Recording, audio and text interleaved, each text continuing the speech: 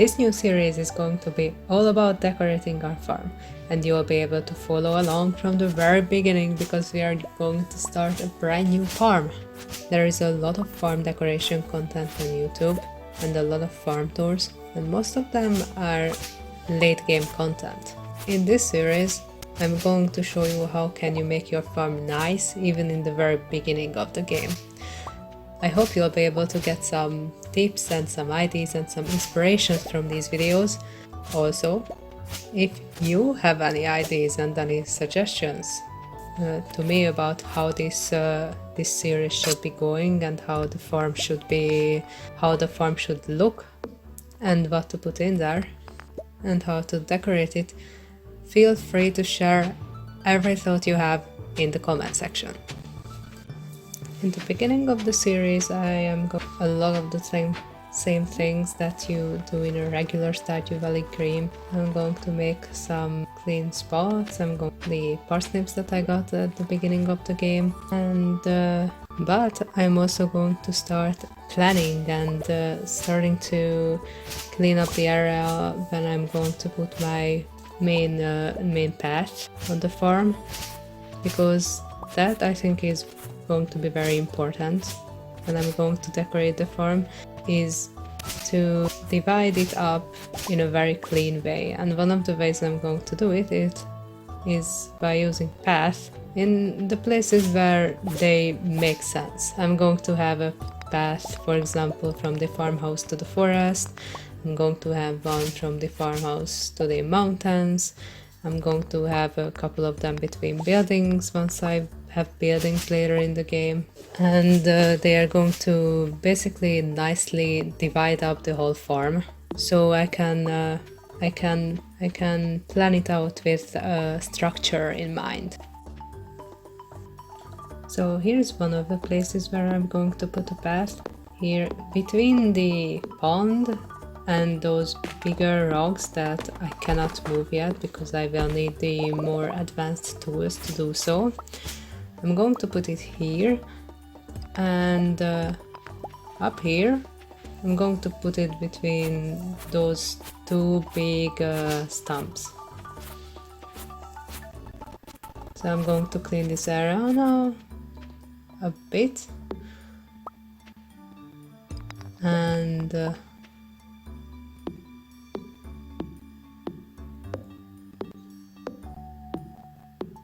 drop these trees.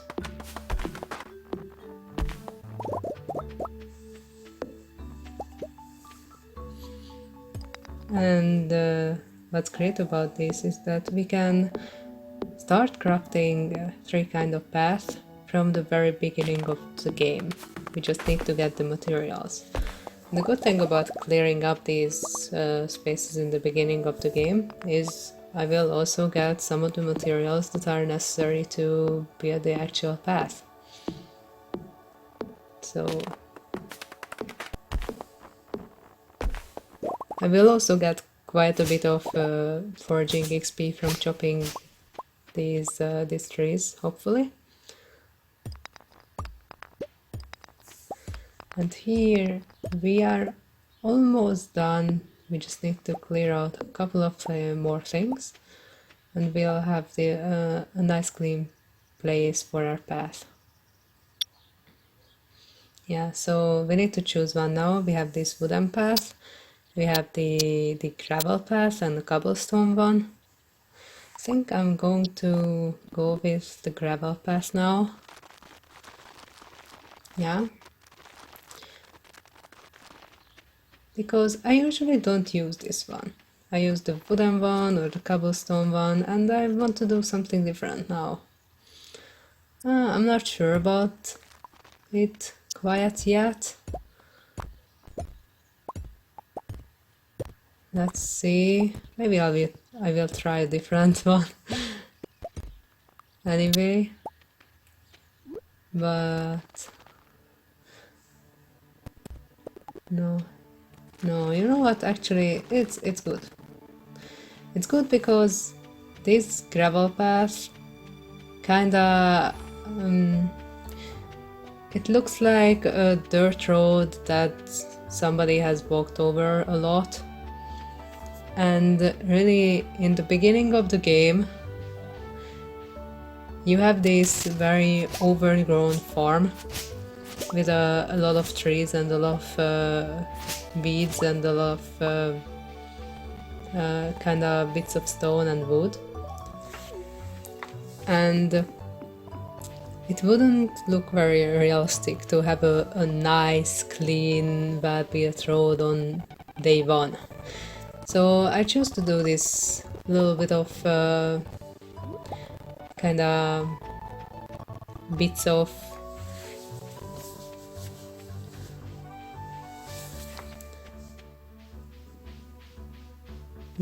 this path that is made up of bits of this gravel path, and I'm going to expand it later, and we are going to change it to a different material even later on. That is going to be a lot nicer, but for now I want to do this little bit of role playing and put something there that actually fits the environment, which is a very overgrown farm. In the meantime, I came down to the forest mostly to gather some of the spring onions down there and get whatever other forageable I find as well. And now I'm going to head to Pierre because I want to sell some of them, buy some seeds, and plant those so we can make some money to buy more decorations. I'm going to talk to some of the villagers in the meantime, because we have the quest to beat them all. And I don't know, it's not really the focus of this playthrough, but I still want to complete some of these quests. Yeah, check the board. Yes. So we are going to sell everything but the spring onions. And what do I want to plant? I definitely want one of the flowers. Should it be the tulips or should it be the jazz? Maybe the jazz? Not sure. No, let's go with the tulips. And what should be the plant that we are going to plant for profits? For now, maybe potatoes, maybe kale. I don't often do kale. Let's do kale now. Again, for a bit of variety. Talk to Pierre, just so we can meet him. So talk to Lea, just so we can meet her. And let's head back to the farm. We are going to plant these seeds. I'm going to make a nice flower bed for the flowers. I will want to do a lot of flowers in this playthrough. Look, a dandelion, not a dandelion, a daffodil up there. We're going to get it later on. So, first of all, let's make the flower bed. I want it to be in front of the house, right here. Yes. I'm running low on energy now. We'll need to eat the spring onions first of all. And we might need to find some other things to regain some energy later on.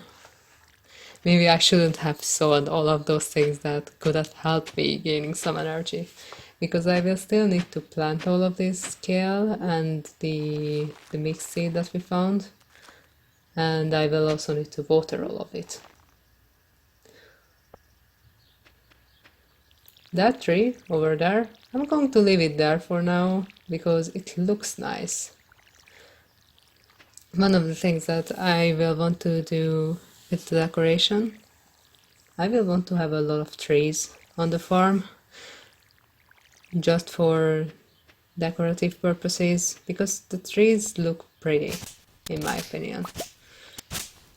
Now I will go look up the mountains, because you can usually find a couple of good things there. I'm looking for a leek because the leek is the one forageable that refills the most of your energy bar. So it would be awesome if we could find one. Look, there it is. Let's pick it up. And we are going to eat this, finish watering, maybe chop some more trees, collect those that daffodil that we have seen in the bus station. And I think we are going to do very well if we do that.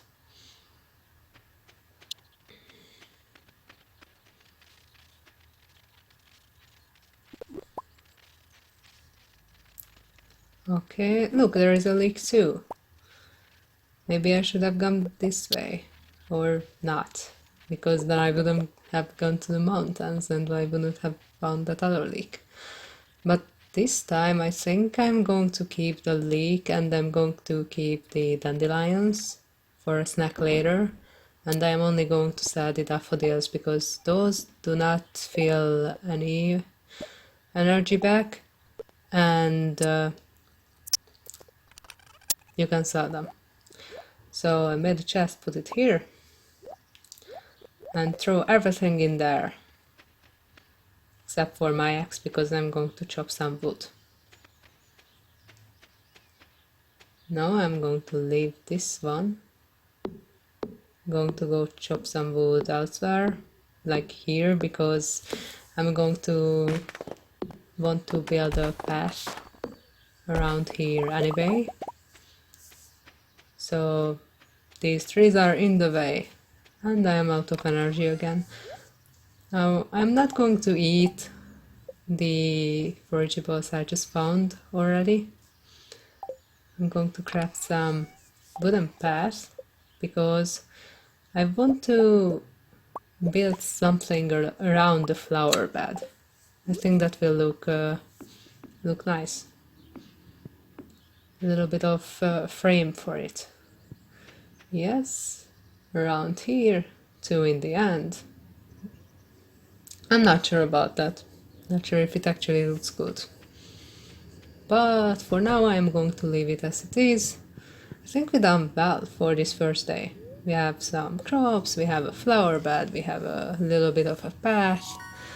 So we can go to sleep now.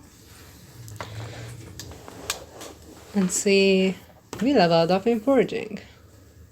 And now we can craft the field snack, which is going to be very useful because in the beginning of the game, energy is very scarce, and the field snack is one of the things that is easy to find and fills off quite a bit of energy.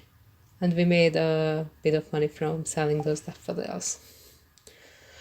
105 gold. That I think is pretty good. And that was it for the first episode. See you in the next one.